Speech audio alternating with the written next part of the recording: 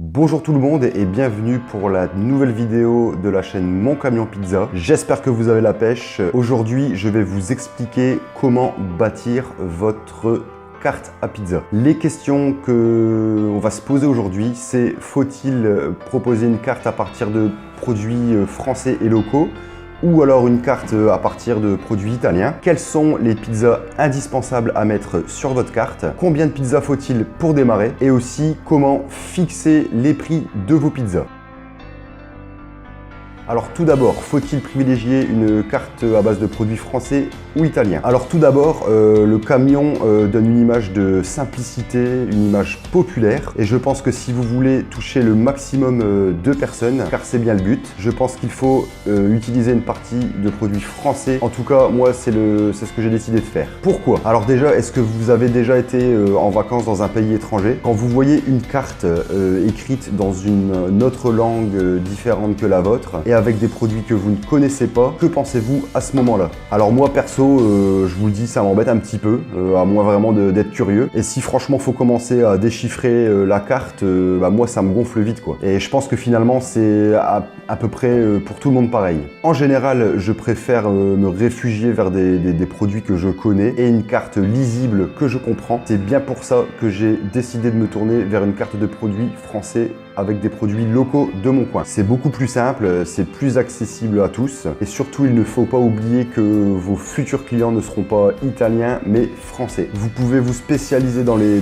produits italiens si vraiment vous aurez un resto de gastronomie italienne et qui plus est dans une grande métropole, mais surtout il ne faut pas oublier que nous sommes en camion. Donc si vous voulez toucher le plus de monde possible et vu que vos clients principaux seront donc français, ce seront des clients de votre coin, de votre ville, de votre village, utilisez des produits qu'ils connaissent et des produits frais et locaux si vraiment vous voulez apporter une valeur ajoutée à vos pizzas. Ça permettra de vous démarquer de la concurrence. Après, rien ne vous empêche de faire une pizza du moment avec des produits italiens. Ça permettra de voir si votre clientèle est sensible à ce type de produit. C'est exactement pareil pour le choix du nom de vos futures pizzas. Moi, j'ai été au plus simple pour que ça soit vraiment parlant. D'un jambon fromage, je l'ai appelé la jambon fromage. Il y a la burger, la kebab. Ça parle à tout le monde. Les clients savent à quoi s'attendre. De plus, ils feront leur choix beaucoup plus vite. S'ils viennent à la base, c'est pour manger et pas pour prendre des cours d'italien. Donc si vous avez une carte avec écrit, je sais pas le dire, qui veut dire la jambon fromage. Et c'est encore pire si vous inscrivez vos ingrédients en italien. Votre carte deviendra illisible aux yeux de vos futurs clients. Et je pense que vous vous tirez une balle dans le pied dès le démarrage de votre activité. Alors pareil, si vous utilisez tous des noms de charcuterie et de fromage italien que la majorité de vos clients ne connaîtront pas, même si je ne doute pas de la qualité de ces produits, c'est pas ça le sujet du tout. Vos futurs clients viendront peut-être par curiosité pour goûter, plutôt que par la réelle envie de manger quelque chose de simple. Et encore une fois, avec la peur d'être déçu. N'oubliez pas que les gens ont du mal un petit peu à sortir de leur cocon. Ils ont besoin de confort et de sécurité, donc privilégiez les produits français et locaux. Alors encore une fois, vous faites vraiment comme vous en avez envie. Si vous avez vraiment des origines italiennes et que vous voulez absolument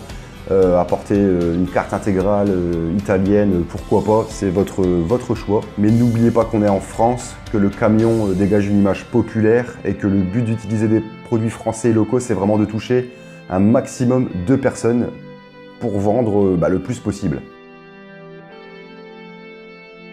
Alors ensuite, quelles sont les pizzas indispensables à mettre sur votre carte? Alors pour moi, dans les plus vendues, celles qui sont vraiment les plus récurrentes et dans les standards, il faut faire tout simplement la margarita, donc qui est tomate, mozzarella et moi je mets un petit peu d'origan. La jambon fromage, donc jambon fromage et la bolognaise font partie des meilleures ventes et ces deux pizzas là sont vraiment indispensables. Il faut vraiment toucher les enfants, c'est très très important. Vous avez également la reine, ou on l'appelle encore la Regina, ou la royale, donc c'est en basse tomate, jambon, champignons frais et olives. Celle-là est indispensable. Vous avez également la 4 fromages ou la fromagère. Donc moi j'utilise 5 fromages. J'ai mozzarella, reblochon, maroilles, camembert et chèvre. Alors pareil pour cette pizza, vous pouvez très bien utiliser des fromages, on va dire standards.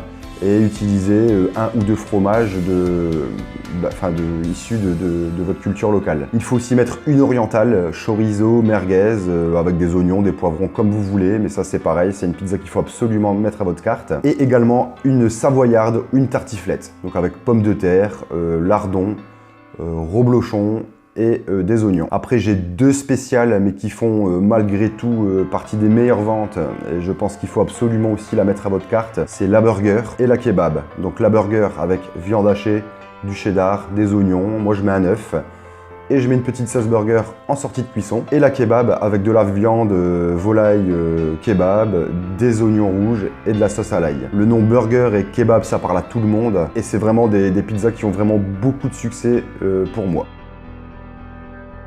Ensuite, combien faut-il de pizza pour démarrer votre activité? Donc combien il faut de pizza sur votre carte? Alors moi j'ai commencé par aller une quinzaine de pizzas, donc je pense qu'il faut faire à peu près la même chose.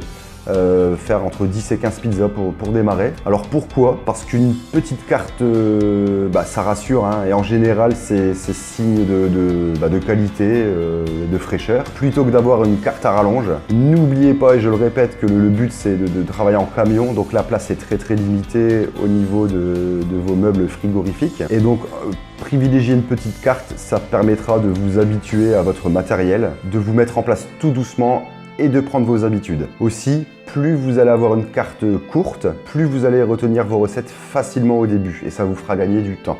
Et c'est vraiment un point non négligeable pour le lancement. Vous allez déjà en avoir plein la tête déjà les semaines qui précèdent l'ouverture, donc c'est pas la peine de vous en rajouter en plus. Au fil des premières semaines, quand vous allez commencer à vous mettre à l'aise avec votre mise en place, avec vos ventes, avec votre activité, vous allez pouvoir commencer à faire pourquoi pas une pizza du moment de temps en temps et donc rajouter des ingrédients, des nouvelles recettes. Et si vraiment les nouvelles pizzas du moment plaisent aux clients, pourquoi pas les rajouter définitivement à votre carte. Alors pour l'instant, moi j'ai 4 pizzas du moment qui sont arrivées à ma carte définitivement.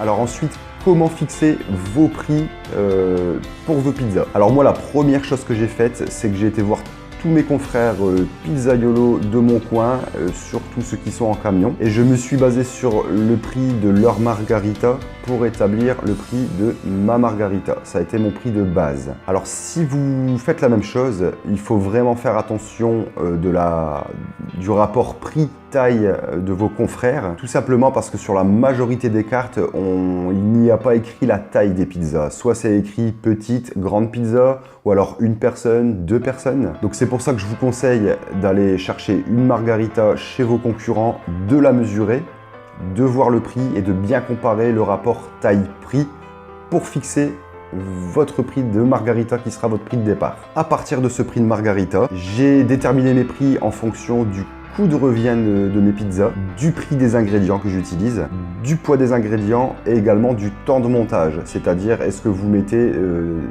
des ingrédients à prix cuisson. Tout ça, c'est à prendre en compte dans le prix de vos pizzas. Ce qui fait qu'au jour d'aujourd'hui, j'ai une fourchette de prix qui se situe entre 7,50 € et 13 €. Aussi, je vous déconseille de faire toutes les pizzas au même prix car il n'y aura tout simplement pas de cohérence dans votre carte. Et un client qui vient pour acheter une margarita à 10 €, qui vient en même temps qu'un autre client qui vient acheter une pizza avec des produits nobles et un peu plus garnis, aussi à 10 €, je trouve tout simplement que c'est pas très juste pour le premier client. Alors aussi, est-ce qu'il faut faire plusieurs tailles de pizza? Est-ce que vous voulez faire des petites, des moyennes, des grandes? Moi j'ai pris le parti de faire une taille unique et je peux vous dire honnêtement que je le regrette pas du tout car c'est beaucoup plus simple. Faire plusieurs tailles correspond déjà à acheter plusieurs types de boîtes et il faut stocker tout ça dans le camion. Vous allez avoir beaucoup plus de boulot dans la confection de vos prix de pizza. Vous allez avoir beaucoup plus de travail de boulage si vous faites la pâte vous-même et ça va être vraiment compliqué dans la gestion parce que comment savoir si vous allez vendre plus de grandes ou plus de petites ou plus de moyennes. Et surtout cela impactera aussi votre chiffre d'affaires. Car si par exemple en 3 heures de temps vous faites allez on va dire 40 pizzas grandes pizzas à 10 € et que vous faites 40 pizzas petites à 7 €, vous allez sortir un chiffre d'affaires à peu près de 680 €. Par contre, si dans le même temps, vous faites 80 grandes pizzas, vous allez avoir un chiffre d'affaires de 800 €. Donc pour le même effort, vous allez avoir une perte de chiffre d'affaires. Donc autant faire tout de suite des grandes pizzas pour ne